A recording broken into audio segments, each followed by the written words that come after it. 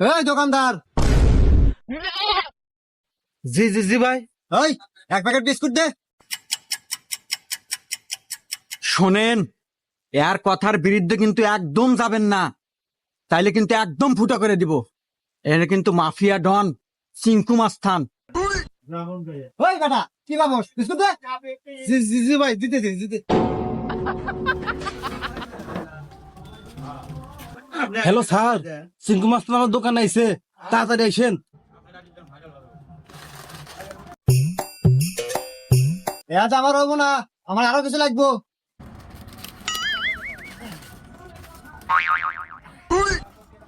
ভাই টাকা। কি বললি তুই? কি বললি তুই? তুই আমার কাছে টাকা চাস? এই, তুই আমার চিনিস রে? আমি হলাম চিঙ্কু মাস্তান, আমি পুরো বাংলাদেশ রাজত্ব করে খাই। তুই আমার কাছে টাকা চাস? এই